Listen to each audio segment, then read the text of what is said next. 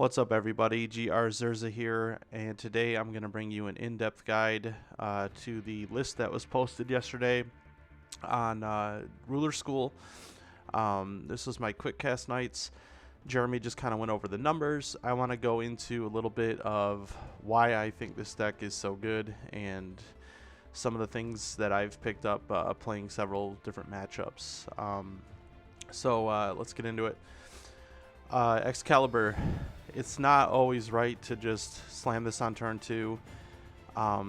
In certain matchups, there are times where you want to allow them to be tapping down and use this as removal. You're almost always going to have one of your nodes be get a stranger, no matter what. This deck is built to take advantage of cheap strangers that a lot of them have quick cast. And if you have Vivian in play, even more of them have quick casts. So, speaking of Viv, a lot of matchups, you're going to want to go ahead and throw this out right away. Get it going as soon as possible. If they don't answer it, you're way ahead of the curve. Another thing I noticed is being on the play seems to work better. With this build, we have a lot of good one-drops, and we like them expending their coin early and then being ahead of them the rest of the game. So that's another tip that I would recommend, is if you have the choice, be on the play. Situations where you don't want to just throw Vivian out.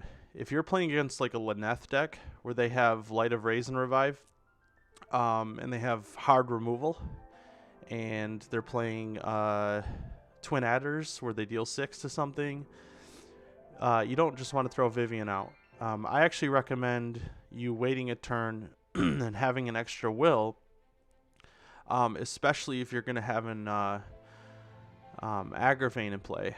If you have Aggravane in play, it's better to wait, because then you play this turn 3 with one open and they try to remove her, and you can give her protection from red, which is basically all the removal that they have to deal with her has red in it. So you want to use Aggravane to blank their removal spells. This is a great tempo card.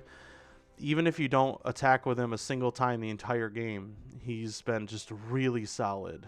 And in the mirror match, where it gets really grindy, he's just another knight, and he can get pretty big. So so Vivian is arguably the best engine in the deck. When she comes into play, you go and get an Avalon, which pumps all the knights. And then I recommend when you play, if you get a second Vivian, the second time she comes into play, you already have Avalon, so then you get to go get Excalibur. I recommend you use that when you're going to J-flip, or if you're just trying to build like a really wide board. I've done that before too, or now they have to answer 2 Vivians, and that can get pretty overwhelming. So yeah, like I said, Aggravane, sometimes you're just going to play him. Usually if I have a Percival and an Aggravane in my opener, I usually almost always go with Aggravane, unless they're playing like a Swiftness deck where they're going to be like coining out a 2-drop and like a Lancelot or something. Then you want to play a Percival to chump block with, and then to next turn play the Excalibur you get. And if you don't have one in hand, then I do recommend you go with Percival, so that you can play it and remove and destroy the tapped Lancelot with Faria's ability. So Lamorak, pretty self-explanatory. Anytime that you play the Stranger Arthur, you get to go search for a Knight of the Round Table. It's always there's 3 options. If they have a fatty, you go and get Bedivere, and you remove their fatty, and that feels pretty good because now you have a 7/7, which is usually a 9/9. If you're in a grindy matchup and they don't have anything that big, you usually want to get a Gawain. If you're playing against a control deck, or you need drain and you need to gain some life back, you're going to get Lamorak. Those are the 3 options. I have never gotten anything else. So Sacred Waveblade. this card is so good, I can't even begin to talk about how good it is, but I'll try. So the thing to remember about this is you can remove additions. And right now, a lot of people are playing Seal of Lyneth. And I had a situation where they had used Seal on my Arthur, and then they used a board wipe and killed everything. So I no longer had Eternal on all my knights. And so then at the end step, I used Sacred Waveblade to remove their Seal. And then I got back my Arthur, which triggered. And then I got back like a Gawain or a Lamorak, I don't remember, but whatever was right for the situation. So just keep in mind that this is better than it is, and it's already great. Like, if you don't realize it can remove additions, sometimes plays like that are the right thing to do. Now, here's the thing. You do want to get as many strangers in your hand as possible, but it's not always right to awaken this. Sometimes you just have to play the tempo game. And that's the great thing about this deck, is you can completely control the tempo. And sometimes you might want to say, well, I'll just like wait and then awaken this next turn. Well, if they're at 30 and you have 3 knights in play, and you know they play something pretty big, like sometimes it's just right to remove it at the end step, and then or the upkeep. And you know, even if you don't have that extra white to awaken, or sometimes you're in a situation where you don't want to spend the white because you want to leave white open for your Agravain. Because there's been a lot of games where I literally just have 1 white open, and they're sitting there with like their Demon Flames or their Bolts or their, you know, Light of Raise and Revives in their hand. They're just trying to remove like my Lamorak so that they can then remove my Excalibur. But these 3 just kind of lock the board down. Like, it makes it really tough. Speaking of making things tough, Bewildering Charm. This card, like, probably I find myself 70% of the time bouncing their resonators, like when they go to block, or just to steal the tempo. If they, like, if you already have a few knights in play, and then they go like turn 3, like let's say they're playing Isis, and they go turn 3 Isis, you can respond to the trigger by bouncing the Isis back to their hand, and then they can't use any of those moons that they produced earlier. So then you essentially time walk them. They paid 3 will to play something and get some moons, and then they were gonna cheat in like a Nyarlathotep, but now they can't. So only do that kind of stuff if you're already attacking them and you have the tempo in your favor. You don't want to give them more triggers if you're in a stalemate. Like, that's not the way to do it. If you're in a stalemate, sometimes it's better to like let them, like say your Lamorak's a 10-10 and they go to they remove 2 moons. Sometimes it's better to bounce your own Lamorak in response to the second moon, and then be able to replay it, like, you know, quick cast with your Vivian in play. So another thing to do is to bounce your like, all these strangers have amazing come into play abilities. So Bewildering Charm gets nuts when you start bouncing your own dudes. The strangers especially, because their come into play abilities are just so good. So so yeah, this is an all-star of the deck. I upped it to 4. I just always like having this in my hand. So okay, so that's all I'm going to talk about for the main deck. I had a conversation with Jeremy the other day. He wanted to take White Wizard out, and I don't think he realized how good this card is in this deck. For one thing, it costs 1. So no matter what, when you play an Excalibur, you can play this card. So turn 1 Agravain, turn 2 Excalibur, draw a card, get a knight, like if that's your play. And you get a White Wizard. Now you get to play White Wizard. That's a 6/8 drain if you put 1 counter on it and 1 counter on your Agravain. That's a 5/5. Now your Agravain is immune to board sweeps and like Red Wizard and the Flame King Shout and things like that, because it just can't take damage, and it can't be targeted. So not only that, this card has drain, so it makes the math really tricky and it makes them using their removal even harder. Now they can't thunder your things. And then also something I want to point out is this can put a counter on your J ruler. So in the mirror match, they have a 14-14 Faria, and you have a 14-14 Faria. Now yours is a 15-15, and Faria has precision on the other side, so you can attack theirs. In fact, that's how I won one of the games I played, is I put a counter on my guy and then just attacked their Faria with my Faria. So this card has been good. Yes, later in the game it's not as good, but it's another tempo card that has drain that makes the early game, them removing things, really difficult, especially if you have an Agravain. So yeah, or getting Viv to a 7/7 is pretty dang good in my opinion. So yeah, that's that. Siegfried has been hit or miss. You always want to always want a judgment before you attack. If you are the only one with tapped resonators, you have to destroy one of your own. So the thing you need to do if you're gonna flip Faria, because you're gonna get a free stranger into play, if you hit Siegfried, you don't want to have to kill your own guys. So don't attack first, flip first, always. This card has been solid because it has flying and barrier. Like the come into play ability, that's just like frosting on the cake. If it happens to happen, then great. I've had turns where I've gotten attacked by a couple resonators. I played Excalibur, killed one of them, got Siegfried, played Siegfried, killed the other one. Now you're just so far ahead on board.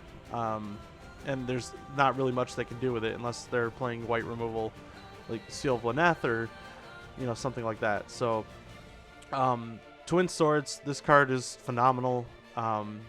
Usually want to do it during combat, making in the mirror match if they have a Gawain in play and they attack with like their Agravain, who they think is like an 8/8, and then or 6/6, then you put this into play, bounce their Gawain back to the top of their library, and then you make a good block, and it's like double removal.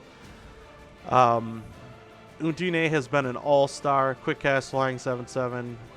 Against Isis, you bounce their moons. Like, it feels so good to just remove 3 moons. In the mirror match, typically you're going to be hitting your own. You're going to hit their Avalon. You're going to hit their Avalon, and then you're going to hit your own Excaliburs. The way I used this card was one game I actually removed, or I bounced their Avalon and their sword back to their hand, and then killed their Faria. So yeah, he at that point ran out of. He didn't have any will. And sometimes, yeah, it is right to do that against like a Lyneth deck if they're playing like double Regalia. Sometimes it's right to go end step, bounce both of them, and now they don't have any will open.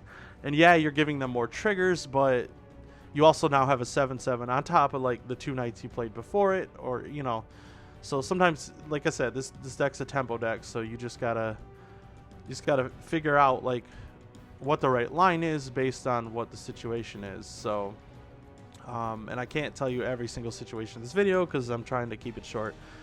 Arthur, yeah, I already told you the 3 targets for him. He is a solid and let me tell you, if you get Vivian in play, oh man, like you get Vivian in play and you have like a Sacred Wave Blade in your hand, a Bewildering Charm, and an Arthur, like it's just silly. They go to attack one of your guys, you can flash this dude in, make your guy eternal, and go get and then make your team bigger, getting a Gawain, or oh man, it's just, and then now you're attacking for 1200 back because he is a knight and he can have quick casts with Vivian. So yeah, did I go over all the strangers? I think I did. So yeah, just things to keep in mind, like use your Regalia to get the best triggers for the situations.